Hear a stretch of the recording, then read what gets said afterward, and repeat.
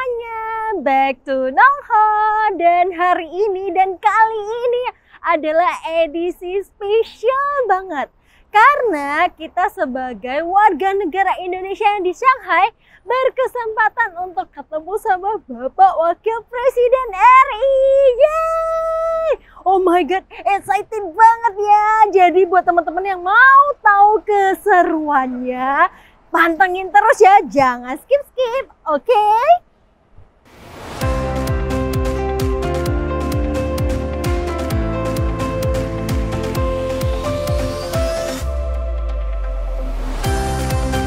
Guys, bukan digoreng, dipanggang.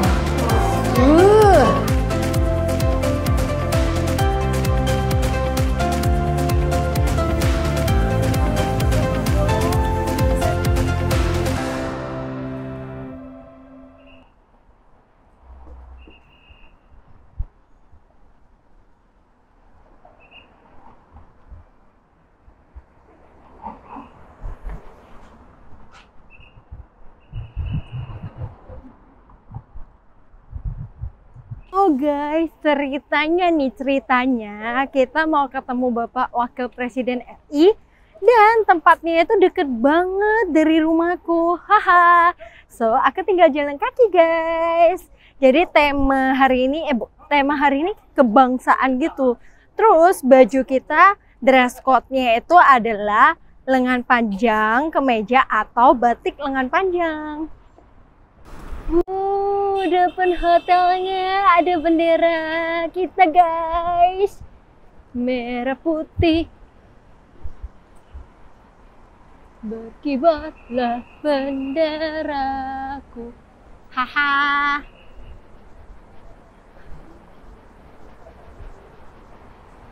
Saatnya kita masuk guys. Nah guys, kita sudah ada di dalam. Jadi di dalam ini kita harus melakukan pengecekan. Jadi buat teman-teman yang udah daftar, nah kalian harus kasih paspor. Terus kita akan dikasih ini guys. Jajang, dialog kebangsaan.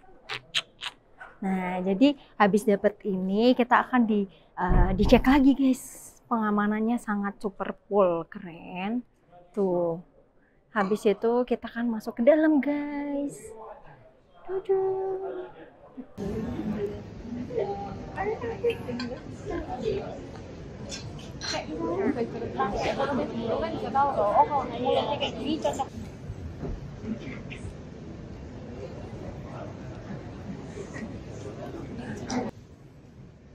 Menyanyikan bersama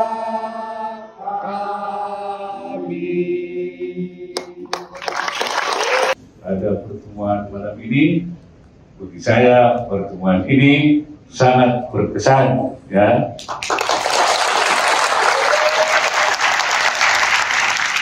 Pertanyaan-pertanyaannya sangat menarik.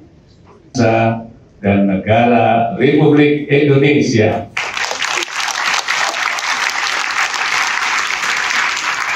Selamat malam, sampai bertemu kembali di lain kesempatan. Assalamualaikum warahmatullahi wabarakatuh. Terima kasih Pak Wakil Presiden. Kami ucapkan terima kasih kepada Wakil Presiden Republik Indonesia beserta Ibu Hajah Wuri Ma'ruf Amin yang telah berkenan hadir pada malam hari ini.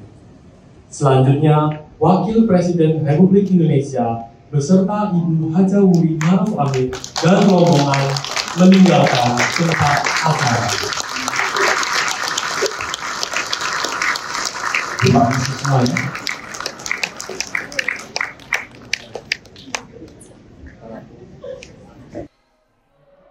Teman-teman semuanya, ini adalah jawaban dari Bapak Wakil Presiden RI, Bapak Kiai Haji Ma'ruf Amin, menjawab pertanyaan dari para peserta.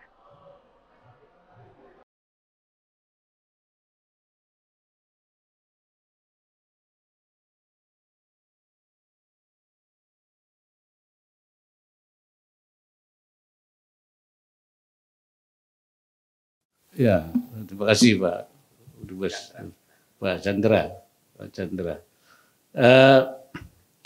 Kita memang Indonesia ingin menjadikan Indonesia sebagai pusat ekonomi syariah terkemuka di dunia. Itulah kita, karena itu kita membangun namanya Komite Nasional Ekonomi dan Keuangan Syariah, KNEKS. Komite Nasional ini ketuanya Presiden, Wakil Ketua dan Ketua Hariannya saya, Wakil Presiden. Sekretarisnya Bu Menteri Keuangan, Bu Sri Mulyani, dan anggotanya semua Menko dan semua menteri terkait. Jadi ini komitmen bangsa kita itu. Dan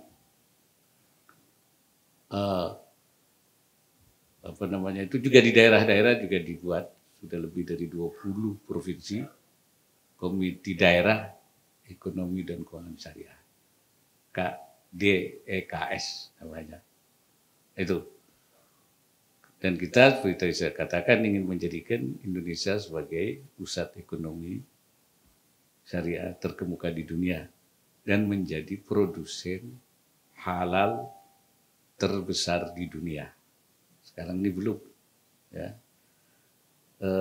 Saya optimis hubungan Tiongkok-Indonesia dalam kerangka kerjasama pengembangan ekonomi dan keuangan syariah ini akan semakin muat ke depannya. Nah, kunjungan saya ke Tiongkok ini juga selain hal yang lain juga salah satunya termasuk ya untuk dalam rangka pengembangan produk halal. Nah ini pada pertemuan, sekali lagi pertemuan saya dengan Perdana Menteri dan pejabat-pejabat lain, saya sampaikan bahwa Indonesia memang ingin meningkatkan kerjasama di sektor industri halal antara kedua negara.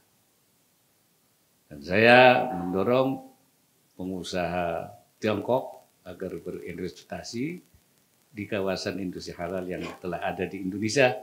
Dan ini saya minta termasuk di dalam rangka skema kerjasama Two Countries, Twin Park Indonesia RRT. Ini kemarin saya seperti dikatakan juga bertemu dengan 10 pengusaha yang akan juga berinvestasi di produk halal di Indonesia, di Fuzhou. Dan Perdana Menteri maupun pejabat yang lain merespon itu. Saya katakan bahwa tidak hanya untuk memasarkan produk Indonesia ke Tiongkok, tapi pengusaha Tiongkok berinvestasi di produk halal di Indonesia bukan hanya untuk penduduk Indonesia yang juga jumlahnya cukup besar 230-an juta, tapi juga untuk diekspor ke berbagai negara yang pasarnya juga cukup besar, baik di Asia, di Timur Tengah, dan juga di berbagai negara di mana umat Islam. Itu saya kira.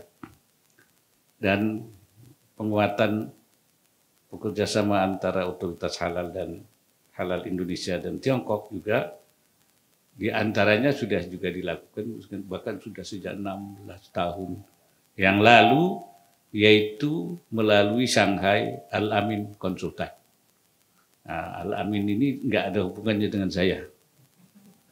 Ya, ini konsultan Al-Amin Nah, saya Ma'ruf Amin, nggak ada hubungan kekeluargaan dan nggak ada keterkaitan perusahaan, saya nggak punya saham, itu nggak ada. Kebetulan namanya sama, ada aminnya. Ya. Dan ternyata juga ini sudah mensertifikasi, mereka sertifikatnya dari Indonesia, sertifikasinya dari Indonesia. Mensertifikasi produk-produk di Cina yang untuk ke seluruh dunia di Tiongkok ini. Dan kita memang Indonesia juga masih banyak memerlukan, terutama itu bahan baku yang belum kita buat di Indonesia. Ya, seperti kosmetik, bahan baku kosmetik, dan juga beberapa yang juga makanan, termasuk gelatin halal, itu masih harus diimpor. Karena itu kita mensertifikasi di luar negeri, tapi kita ingin supaya gelatin dan yang lain seperti bahan baku kosmetik yang sekarang digunakan oleh Az-Zahra di Indonesia, itu juga didatangkan ke Jakarta. Saya kira itu bagian, dan saya senangnya karena baik Perdana Menteri, gubernur di beberapa provinsi juga menyambut. Terima kasih, saya kira itu, Pak.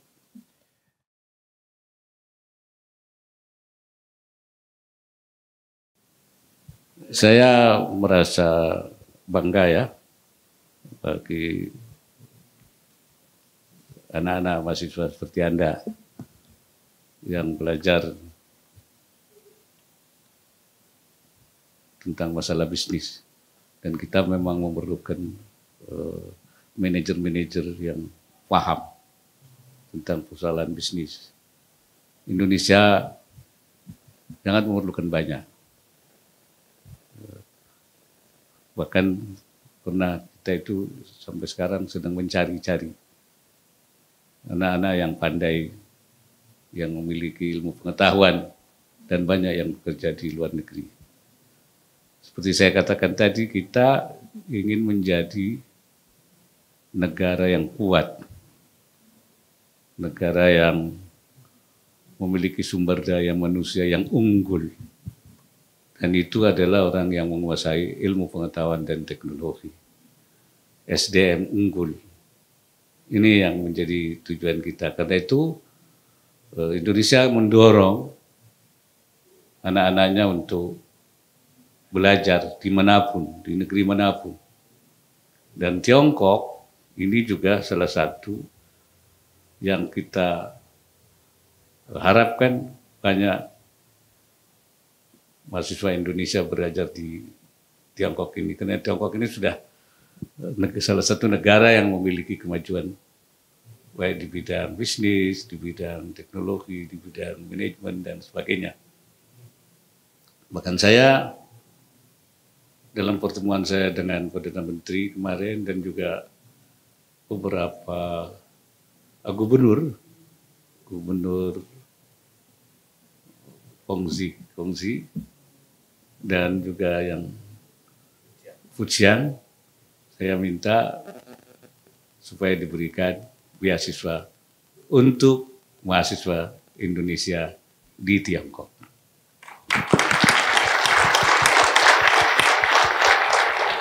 Baik Perdana Menteri maupun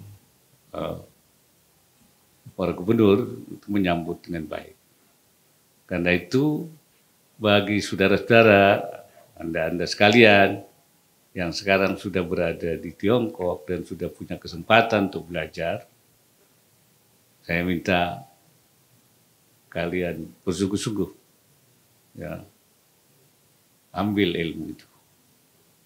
Kalau yang beragama Islam itu pasti sudah punya dasar, karena Nabi Muhammad bilang, "Utulubul ilma walau bisin." Cari ilmu walaupun sampai ke negara Cina. Saya tidak tahu. Nabi Muhammad itu kan 1400 tahun yang lalu. Kok menyuruh umatnya mencari ilmu di negara Cina? Kan bukan ilmu agama pasti. Tapi ilmu pembangunan, ilmu kemajuan. Sebab kalau ilmu agama pasti sebutannya mesti mencari ilmu lah kamu walaupun sampai ke Mesir.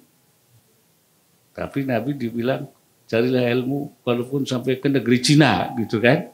Berarti dianjurkan untuk mencari ilmu di Tiongkok. Dan sekarang justru Tiongkok sedang mengalami kemajuan dan menjadi mitra strategis Indonesia ke depan.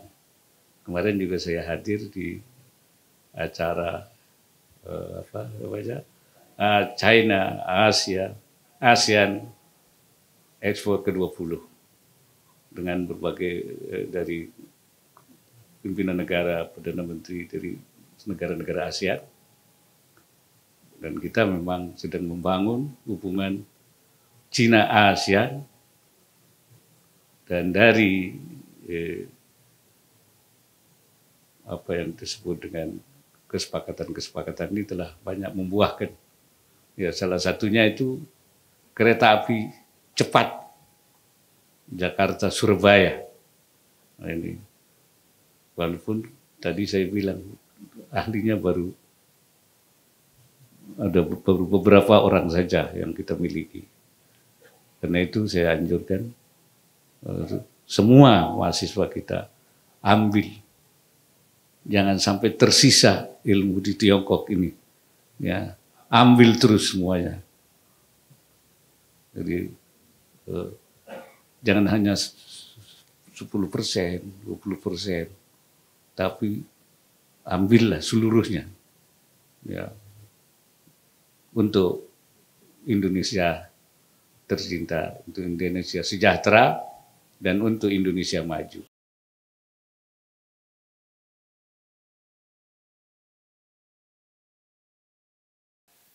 Pertama ya tentu nasihat saya, gunakan waktu sebaik-baiknya untuk belajar sebagai mahasiswa, sehingga studinya dapat selesai tepat waktu. Jangan terlalu karena ingin lama-lama studinya tidak cepat-cepat. Ya, tidak ingin pulang-pulang, nanti jangan jadi mahasiswa abadi. Ya. Selesaikan tepat waktu. Kemudian kembali ke Indonesia. Ya, tapi kalau mau terus di S3, teruskan ke S3. Ya, itu lebih bagus. Baru pulang ke Indonesia. Kalau mau bekerja sebentar cari pengalaman, boleh. Ya, tapi jangan keterusan. Ya, Indonesia masih memerlukan orang-orang pintar seperti Anda ini. Dan juga pahami berbagai pandangan dan pemikiran agar Anda sempurna secara akademik, juga menjadi pribadi yang toleran dan berwawasan luas. Gali saja pikiran-pikiran yang ada di luar negeri itu. Nanti kalian supaya disaring lagi kemudian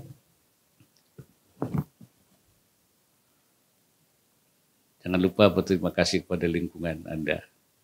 Ya, Anda dapat belajar di sini, harus bersikap dengan baik, harus berinteraksi dengan baik dengan lingkungan, bangun juga jejaring sesama pelajar dan mahasiswa internasional, termasuk juga dengan masyarakat kita di sini, ya, masyarakat Indonesia.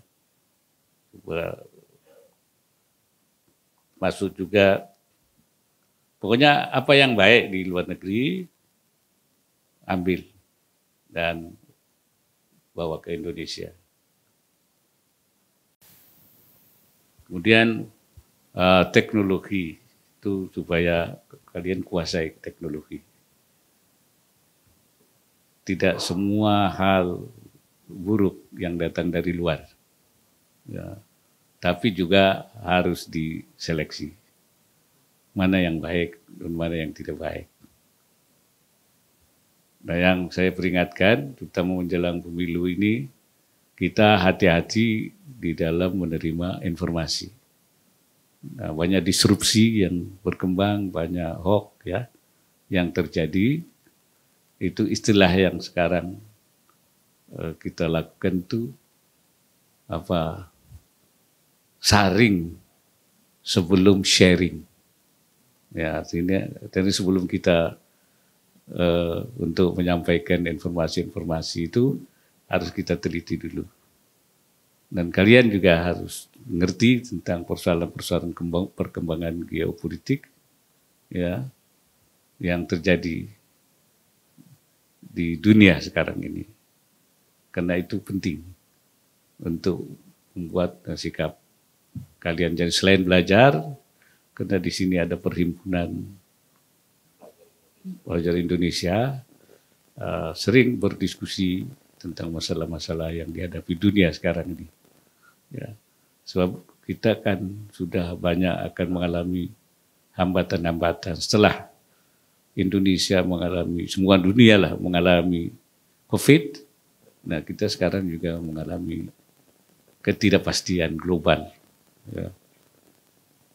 Oleh karena itu, mahasiswa juga saya harap bisa memahami itu untuk menjadi bekal kita dalam menyampaikan pikiran-pikiran dan gagasan-gagasan. Dan saya anjurkan mahasiswa di sini juga memberikan sumbangan pikiran kepada bangsa, kepada negara, untuk menjadi kebijakan-kebijakan yang konstruktif supaya pembangunan nasional kita berjalan sesuai dengan arah yang kita inginkan. Ya, tepat, sasaran tepat untuk memilih langkah-langkah yang akan membawa kesejahteraan. Sekali lagi saya katakan bahwa kalian adalah pemimpin masa depan. Kalian adalah harapan bangsa. Kalian harus bisa memberikan kontribusi yang positif bagi bangsa dan negara. Saya kira itu dari saya. Terima kasih.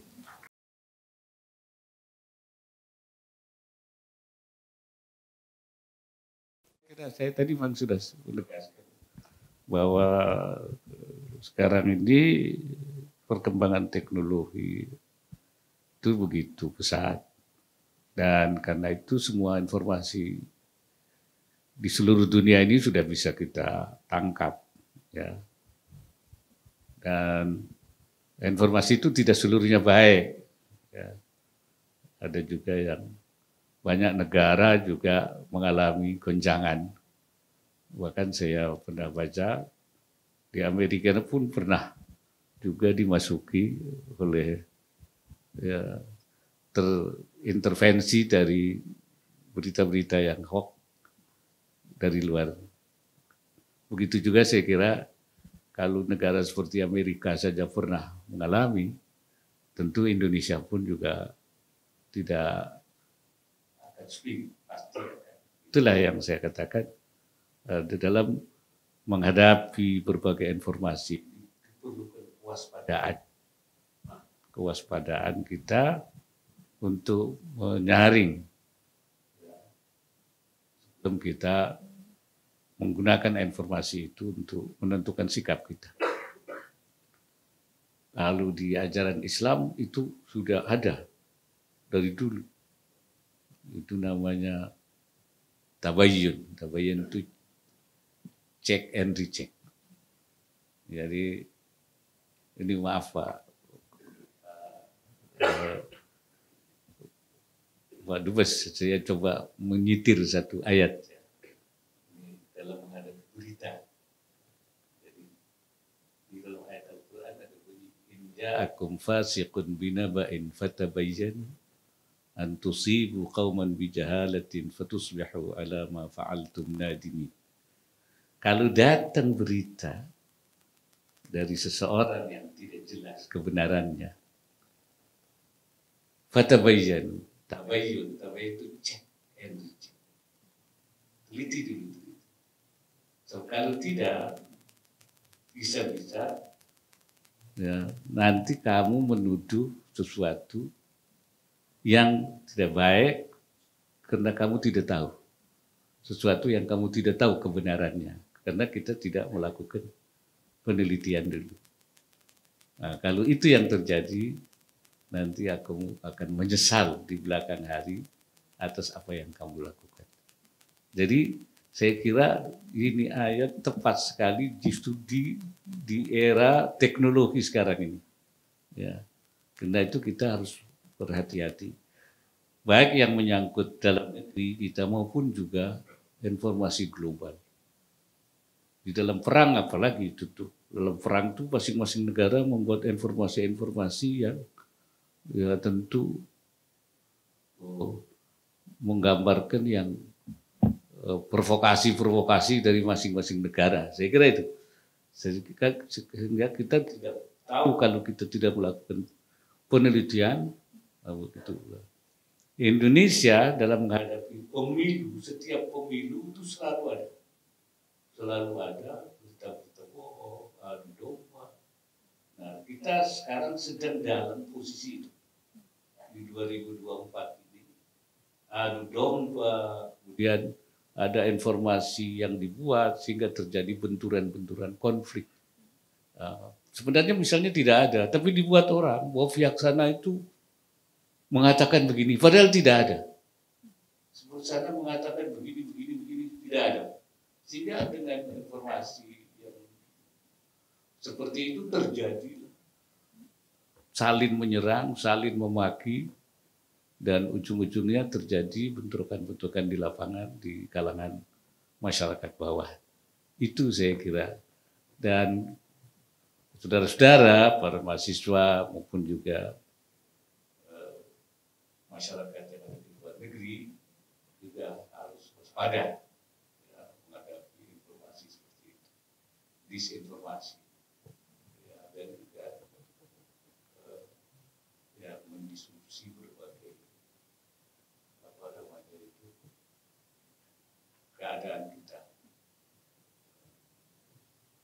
kebaikan-kebaikan itu bisa dirusak, sesuatu yang tidak baik. Kalau terus dibilang baik, lama-lama orang mengatakan itu baik. Ya, karena terus dibilang baik, padahal tidak baik.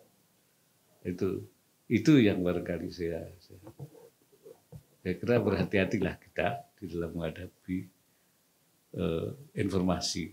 Jadi gunakanlah teknologi itu untuk kebaikan. Ya, jangan untuk merusak, jangan untuk.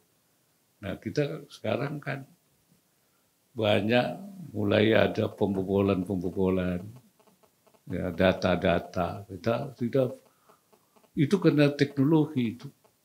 Mereka bisa mengambil uang di bank, bisa menipu data seseorang. Kemudian ini sedang kita mengalami di Indonesia. Ya, karena itu tim cyber kita sedang bekerja keras untuk menangkal setiap pembobolan dari berbagai pihak. Nah, dalam hal ini saya minta, mungkin mahasiswa ada yang di jurusan itu ya. Teknologi. Ya, jadi saya minta supaya kalian mempelajari betul. Ya, itu dan kemarin kita kebijakan pemerintah itu kita akan menempatkan tenaga-tenaga ahli kita, teknologi kita, bukan hanya saja di tataran-tataran sipil, tapi juga di tataran-tataran militer, karena banyak dari pihak TNI maupun dari pihak kepolisian, itu mereka tidak belajar soal-soal seperti itu secara lebih detail. Nanti yang non-TNI, yang non-polisi itu akan bisa masuk ke dalam instansi itu untuk menangani persoalan-persoalan yang seperti itu. Ya, ini jadi kita membutuhkan tenaga-tenaga yang menguasai ya, teknologi dengan baik. Teknologi informasi, terutama teknologi informasi. Ya. Saya kira itu. Nah guys, jadi ini adalah beberapa pesan dari Bapak Wakil Presiden RI kita, Bapak Kiai Haji Ma'ruf Amin.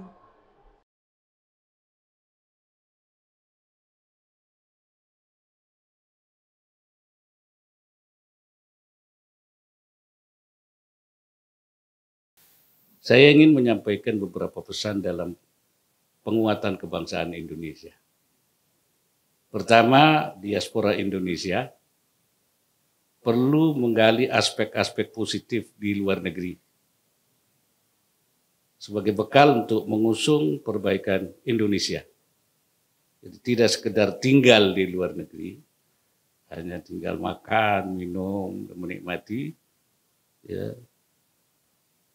Tetapi juga aktif menjadi duta-duta yang membangun citra, nama, dan eksistensi Indonesia. Dan kedua, terus jaga harmoni, solidaritas, dan kerukunan sesama masyarakat Indonesia di luar negeri. Agenda nanti pemilu 2024, jangan sampai memecah ikatan kebangsaan. Nah, mari rayakan pemilu dengan kegembiraan dan jauh dari sikap permusuhan. Dan ikut terus ya, jangan tidak ikut pemilu. Ya, saya harapkan ikut. Sudah daftar semua sebagai partisipasi kita untuk mencari pemimpin yang terbaik di negeri ini. Tapi perbedaan pilihan jangan sampai membuat kita bermusuhan, berseteru. Ketiga, alangkah baiknya kita terus memilih dan memilah informasi yang tepat dan terus mencegah hoax dan menghindari benturan pandangan yang keras. Gunakan kemajuan digital untuk mengabarkan pesan yang benar, yang sahih, yang santun, dan penuh kebaikan. Terakhir, saya akan terus menanti gagasan dan pandangan dari masyarakat Indonesia di Tiongkok sebagai pengayaan formulasi kebijakan nasional Indonesia serta bagian dari agenda transformasi ekonomi Indonesia yang inklusif dan berkelanjutan. Kepada para mahasiswa, terus gali apa yang Anda ketahui di negeri di Tiongkok. Nah, jadi sebelum acara dimulai, awalnya itu kita masuk itu security check-nya sangat-sangat ketat ya. Jadi kita harus diperiksa paspor dan juga harus WNI mungkin ya, kalau orang lain nggak boleh. Terus habis security check, kita juga diperiksa pakai itu alat. Dan ketika masuk yang buat aku, wah ternyata kita makan kayak makan meja gitu. Nah, dapat makan meja dan juga prasmanan ya. Jadi kita ambil sendiri. Dan acara makannya itu berlangsung dari jam 6 sampai jam 7. Jadi sebelum dialog dimulai, kita udah makan duluan dan makanannya enak juga guys. Nah, terus habis selesai makan kan dirapiin tuh sama pelayannya, dan ketika jam 7 Bapak Kiai Haji Ma'ruf Amin kan udah masuk. Acara juga sudah dimulai, tidak ada orang yang mondar-mandir lagi guys. Jadi pelayannya semua udah nggak mondar-mandir. Kita sebagai warga negara Indonesia yang taat dan juga nggak ada yang makan-makan atau minum-minum lagi. Jadi kita benar-benar dengan tertib mendengarkan dialog kebangsaannya. Nah, ketika dialog kebangsaannya dimulai, ada Bapak Jauhari, Bapak Dubes RI China yang memimpin dan menjadi moderator. Wah, seru banget. Jadi sama acara berlangsung, sebelum acara berlangsung kita nyanyi 2 lagu Indonesia, nasionalisme kita jadi lebih heboh. Hayo teman-teman, ada yang tahu itu lagu Indonesia judulnya apa aja? Coba di komen ya, di komen. Nah, habis itu penutupannya juga ada 1 lagu lagi. Teman-teman jangan lupa komen ya, 3 lagu bangsa Indonesia yang oke banget dan membuat nasionalisme kita, walaupun di Shanghai tapi kayak lagi di Indonesia. Buat teman-teman yang udah menjawab dengan benar, 1 orang pemenang aku bakal kasih hadiah. Oke. Jadi bener-bener tertib, hikmat banget lah pokoknya. Seru banget deh, makanya teman-teman jangan lupa selalu subscribe, like, komen, dan share ya YouTube Nongho Channel. See you next episode yang lebih seru. Bye!